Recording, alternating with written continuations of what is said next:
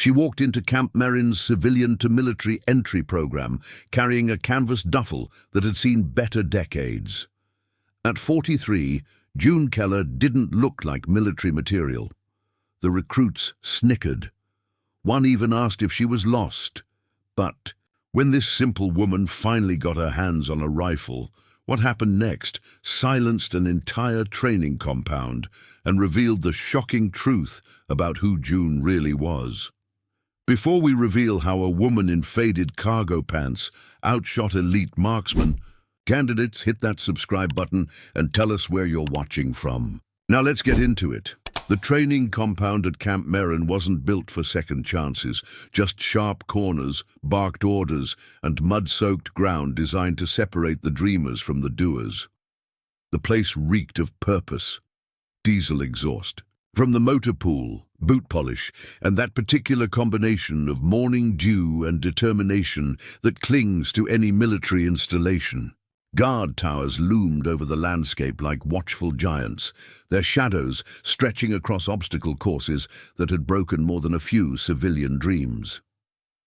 When June Keller walked through the checkpoint that morning, she looked about as out of place as a library book at a demolition derby.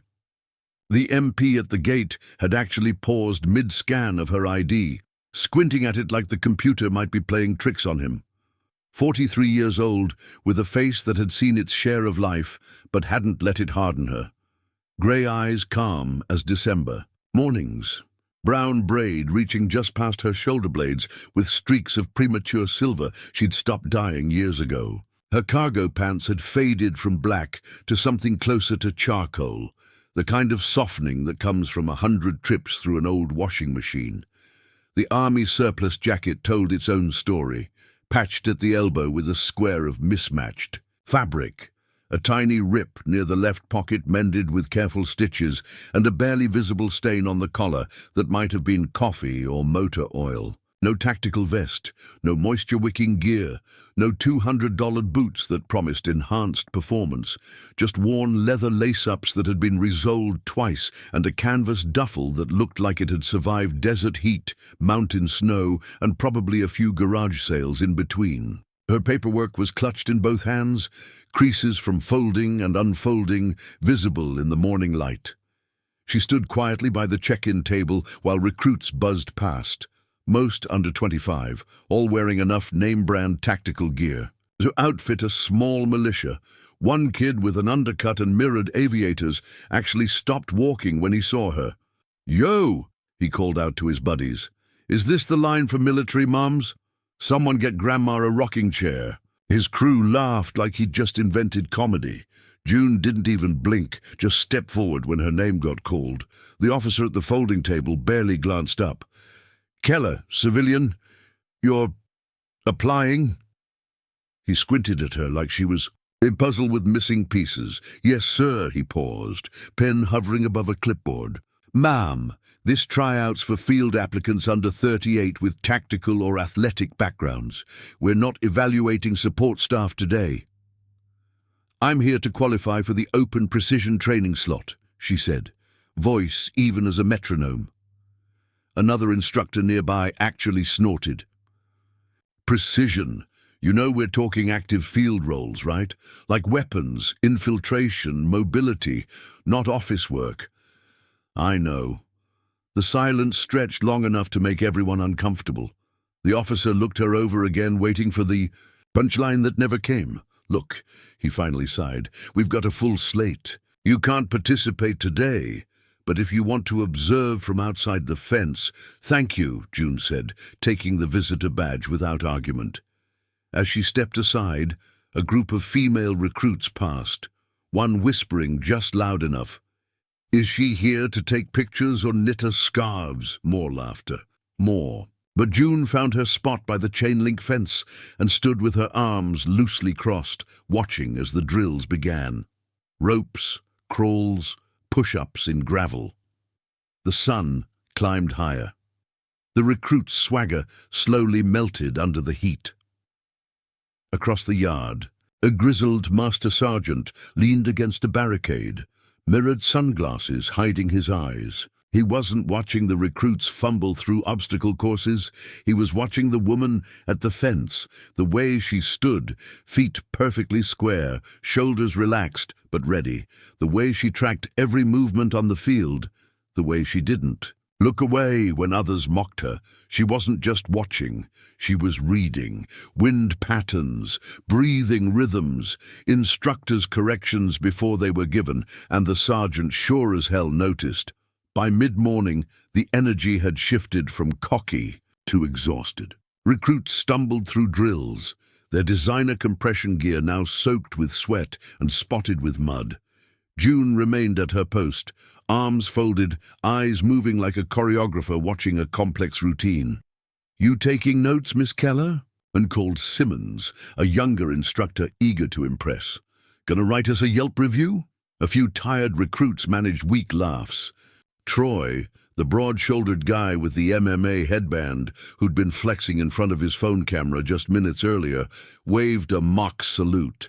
"Hey, lady, don't forget to tell him how good I look shirtless. Gonna put me on blast on Soccer Mom Facebook?" His buddies howled.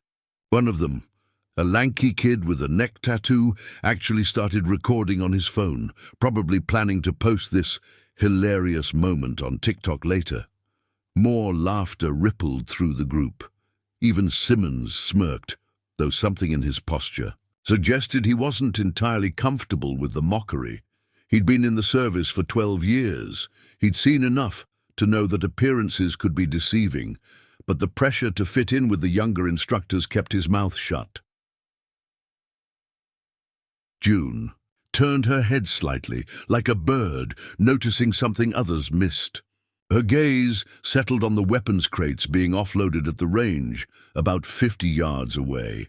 Her eyes moved with the practiced precision of someone who'd spent decades analyzing detail, the way the morning light hit the sensor arrays, how the technician was compensating for an invisible warp as he adjusted the mounting brackets, the subtle angle that spoke of water damage. She studied it for a moment, mental calculations running through her mind like muscle memory, then spoke with the quiet confidence of someone stating an obvious fact.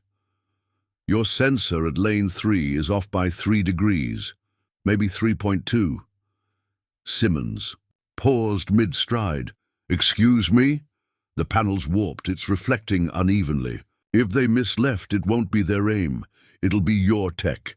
The laughter died, like someone had unplugged the stereo. "Lady," Simmons said, glancing at the other instructors, "you think this is top shot? We calibrate these things weekly." "I can see the angle from here," June said, nodding once.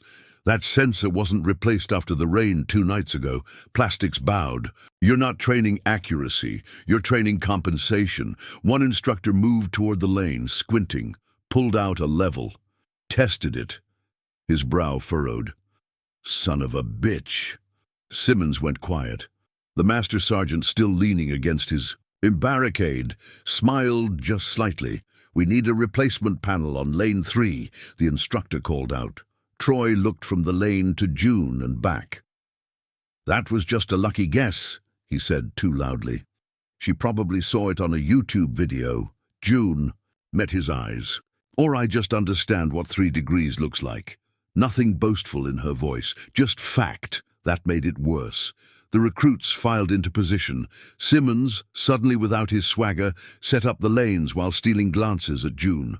She'd returned to her spot by the fence, but the tone had changed. Someone who wasn't even allowed on the field had just solved a live-fire problem with her eyes alone, and she was about to leave them all speechless.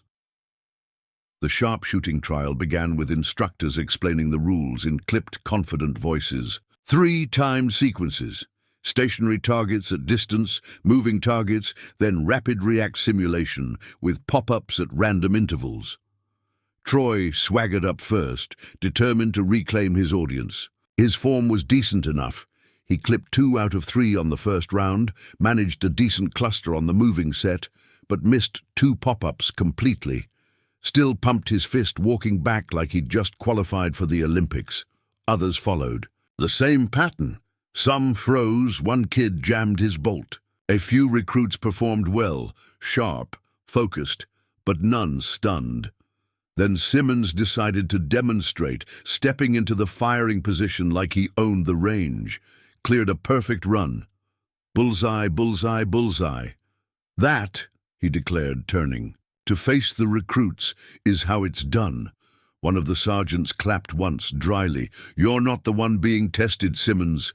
Just showing them what qualified looks like. He smirked, but not everyone was looking at Simmons. The master sergeant had moved off his barricade, his boots crunching on the gravel as he approached the supervising officer. They spoke in the kind of low tones that carried authority but not words, their body language suggesting something more significant than routine conversation. The sergeant kept stealing glances at June, who remained by the fence like she was, rooted there, her presence somehow both invisible and undeniable.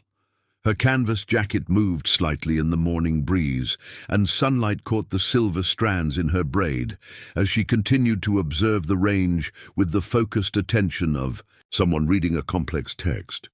The conversation between the two officers intensified, hand gestures, a shake of the head, then agreement. After what felt like an endless minute but was probably 30 seconds, the supervising officer squared his shoulders and raised his voice. Miss Keller.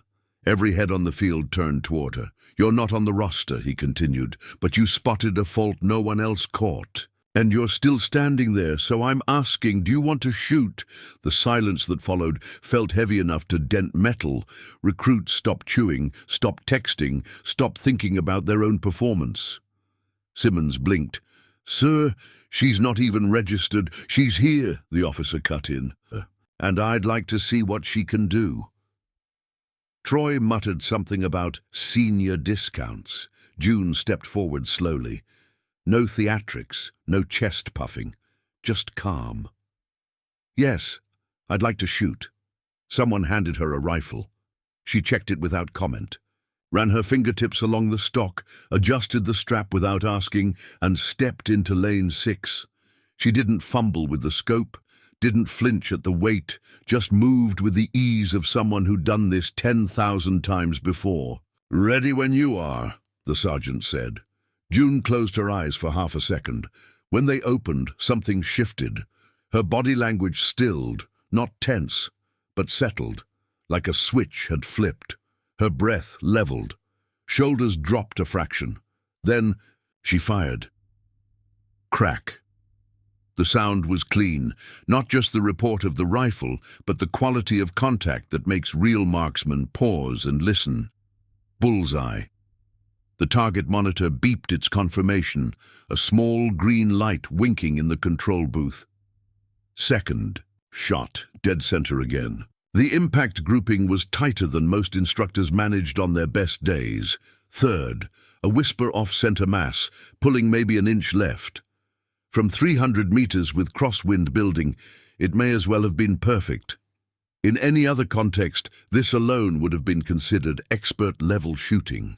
But June wasn't done. She wasn't even breathing hard. She didn't pause between sequences, just listened for the target shift and adjusted. Her hands moved with the ease of someone who wasn't reacting, but anticipating. Moving targets. 3 hits. Cleaned, rapid pop-ups. 7 appeared. She hit all 7. No celebration, no fist pump. June just reset the safety, lowered the weapon and stepped back. Silence. Even Simmons didn't speak. The master sergeant stepped forward, checking the monitor that recorded impact points. He gave a low whistle. Ma'am, he said, looking at her for the first time all day. Where'd you learn to shoot like that? June didn't smile. Eastern Wyoming. Dear season, I was 9. He nodded slowly. You ever train professionally? Marine husband. Used to tag along to his drills. Qualified on the range to keep up. Never served. You ever think about joining? I did, she said. But life didn't leave. The range had gone library quiet. Troy stared like he'd just learned gravity was optional. Simmons watched like a man realizing he'd been playing checkers while everyone else was already at chess. June handed back the rifle. Thank you for letting me shoot. The sergeant looked at the officer. "Get her file.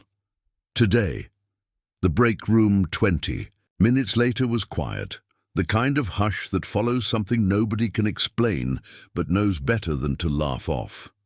The fluorescent lights hummed overhead, casting everything in that particular military institutional green that makes even victory feel slightly medical.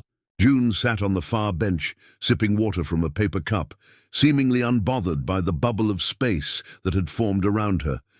The other recruits had unconsciously created a respectful perimeter, like planets orbiting a sun they weren't quite sure how to approach. No one sat within 10 feet of her, but every conversation in the room seemed angled in her direction, punctuated by soft voices and stolen glances that darted away whenever she looked up. Even the vending machine seemed to hum quieter, as if the entire space was recalibrating itself around this woman who had quietly dismantled every assumption they'd held about capability and appearances. The woman who looked like someone's aunt. At a church, Potluck had just outshot a dozen military hopefuls, like she was picking off tin cans in her backyard. Simmons came in and stood by the door, muttering something about lucky wind conditions. June didn't even look up. Then the master sergeant entered. Every conversation stopped mid-sentence. He walked over and sat across from her. No clipboard, no rank to flash, just a man who wanted answers. "You said Eastern Wyoming." June nodded. "Yes, sir. And your husband was in the Marines?" 22 years, rifleman and field instructor. Died 6 years ago. The sergeant leaned back, rubbing his jaw. "That explains the stance." "It explains the silence, too," June said quietly. "He taught me everything, but told me not to brag about knowing it." The sergeant cracked a tired smile. "Smart man," she nodded. He studied her for a long moment. "So why today? Why now? Why show up here?" June looked down into her empty cup, like the answer might be at the bottom. "There's a kid down my street," she said, her voice carrying that particular weight mothers use when talking about children who aren't technically theirs, but might as well be. "Name's Nate. 17. No father in the picture since he was 8. Mum works 2 jobs just to keep the lights on. Kid's got all the heart in the world, trying to get into the National Guard to turn his life around, but he can't pass his range quals. Flinches every time he pulls the trigger." She paused, looking down at her weathered hands. "I've been training him behind my barn since February. Got him comfortable with the weight first, then the sound, then the responsibility. He's up to 80% accuracy now, but the guard wants 95. She met the sergeant's eyes, and something passed between them, an understanding that some lessons go deeper than bullets and targets. "But I figured I couldn't keep telling him not to give up on his dreams unless I proved I hadn't given up on mine." The sergeant went absolutely still. "You applied to the civilian support unit," he said, "with the training waiver." June gave a small smile. "They didn't even read past my birth year." "You're 47 in October. They rejected you because of age. They suggested I'd be better suited to kitchen staff," she said. "Said I might find the canteen work more fulfilling." The sergeant swore under his breath. "It's all right," June said. "I've heard worse." He shook his head.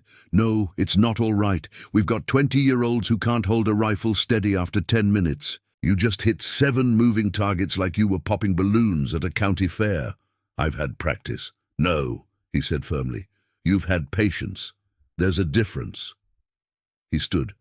"Would you be willing to come back? Not just for show. To train. To teach." June blinked. "You want me to teach soldiers?" "I want you to train marksmen," he said. "Lord knows we need them, and they'd learn more from you in a week than they've picked up in a month of swagger." She didn't answer right away. "I don't need medals," she said. "Don't want a uniform." "You won't get either," he said, "but you'll get respect. And that kid you've been training, I'll make sure he gets another shot at his qual." That stopped her cold. She extended her hand. "Then I'll come back." He shook it, firmly, respectfully. Turned to leave. At the door, he paused. "One more question," he said over his shoulder. "How long have you actually been shooting?" June's voice was quiet. 38 years. He exhaled long and slow. "Yeah, thought so." Outside, recruits reassembled for the final exercises. The energy had shifted from competitive arrogance to something else. Wariness mixed with respect. The kind you feel around someone who's proven. They don't need to raise their voice to be dangerous. June walked out last. This time, nobody laughed. 2 days later, the final trial brought a crowd. Not just recruits, but instructors, support staff, even a few brass from base command. Word had traveled fast. The civilian who'd outshot the entire class was running the precision gauntlet as part of a formal evaluation. June arrived 15 minutes early. Same tan jacket, same scuffed boots, hair in a neat ponytail. She shook hands with the range officer and nodded to the gathered recruits. Several offered respectful nods back, including the young woman who'd made the knitting joke. Simmons stood off to the side, arms crossed. "Just a PR stunt," he muttered. "Diversity show for the brass." But even he wasn't smirking anymore. The sergeant stepped forward, clipboard in hand. "Today's course was designed for our elite marksmen," he announced. "Timed targets, wind variance, situational judgment calls. Not standard issue." He turned to June. "You'll shoot solo, one run, no redo." June nodded. Her rifle was different today. Heavier bolt action, custom scope. She didn't complain, just checked the balance, adjusted the stand, dropped prone like she'd been born in that position. "Begin when ready." June exhaled once, and the air changed. That same strange stillness returned, like time had slowed around her. Not tense, just focused. Her breathing aligned with her aim, her eye adjusting through the scope not just for distance, but for wind, for story. Because every target told one. First shot, steel clanged, direct hit. Second, wind shift compensated, hit. Third, moving left to right. She waited, tracked, fired, impact. By target 8, farthest range, barely visible through a gap in artificial brush cover designed to simulate woodland concealment, the group behind her had gone silent. The kind of silence you hear in churches and courtrooms when something sacred is happening. Officers leaned forward, forgetting their clipboards. Simmons stopped fidgeting, his usual nervous energy frozen, as he watched June make minute adjustments to compensate for wind shear that most shooters wouldn't even notice. She paused half a heartbeat longer than usual, reading something in the target's position that nobody else could see. She squeezed. The bullet traveled through morning air, carrying all the physics of trajectory and wind resistance, but somehow seemed guided by pure intention. Bullseye. Dead center. The final challenge, split decision drill. Targets popped up randomly, civilian silhouettes mixed with combatants. Hit the wrong one, automatic fail.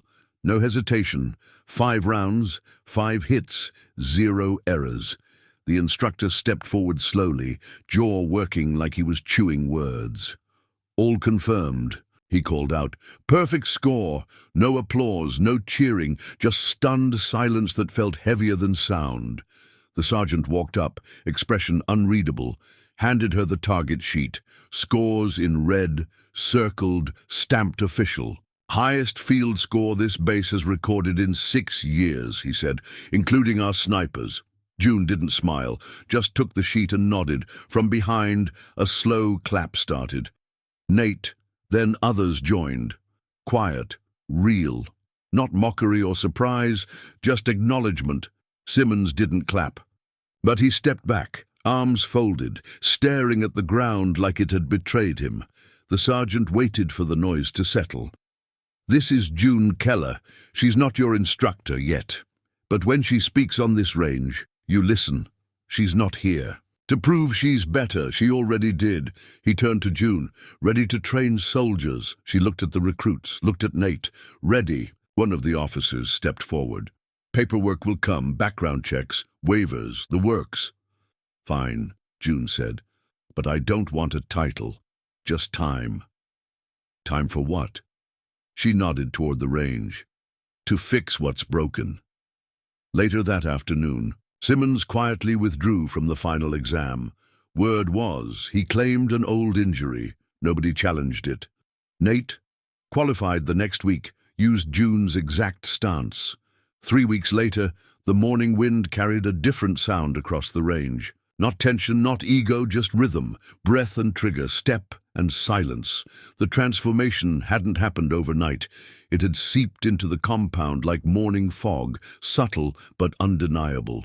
Recruits arrived earlier now, stayed later, asked questions instead of making jokes. The equipment was maintained with more care.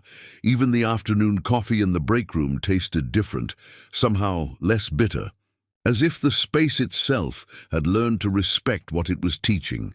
June stood behind fresh recruits, not in uniform, not barking orders, just watching, guiding, a tap on a shoulder here, wrist adjustment there. She never raised her voice. Didn't need to. They listened, because the woman in the cardigan with the ponytail and laugh lines had shown them something no drill instructor could teach. What mastery looks like when it stops asking permission. When the session ended, a young soldier, barely 20, hands still shaking, approached her with his score sheet. "I didn't miss," he said, stunned. "Never happened before." June smiled gently. "That's because you stopped aiming to impress someone and started aiming like you meant it." He stood there, holding that advice like gold. Later, as the sun dropped low and painted long shadows across the gravel, June packed up her canvas satchel. Same boots, same jacket, same slow, steady walk to the pickup by the fence. The sergeant caught up beside her. "You ever think about teaching full-time?" "I am," she said without missing a beat. They walked a few more steps. "You know what you changed." "Here?" June just looked out at the range. Not changed, just reminded. She climbed into her truck, an old Chevy that had seen better decades but still started reliably every morning, turned the key and headed down the dusty road. Through her rearview mirror, she could see the compound fading in the distance, but the change she'd brought wouldn't fade so easily. She'd left behind not just targets and scores, but a new understanding of what excellence looks like when it doesn't need applause, doesn't demand recognition, and certainly doesn't require youth or polish to prove its worth. The radio played. Softly as she drove home, some old country song about heartland values and ordinary heroes, and June allowed herself the smallest smile. Tomorrow, Nate would be taking his qualification test again, and this time she had a feeling he was going to be just fine. Have you ever seen someone dismissed only to prove themselves in a way no one could ignore? Or maybe you've been in June's shoes, overlooked, underestimated, judged by appearance, until one quiet moment changed everything? Drop your story in the comments. I read every single one. If this story moved you, hit that like button. It helps more than you know. And if you want more stories about ordinary people who leave extraordinary marks without asking for credit, make sure you're subscribed with notifications on so you never miss a new one. Got someone in your life who's been underestimated too many times? Share this with them. Might be exactly what they need to hear. Our other videos should be popping up now. Pick your next one, and I'll see you tomorrow at the same time with another story that'll surprise you.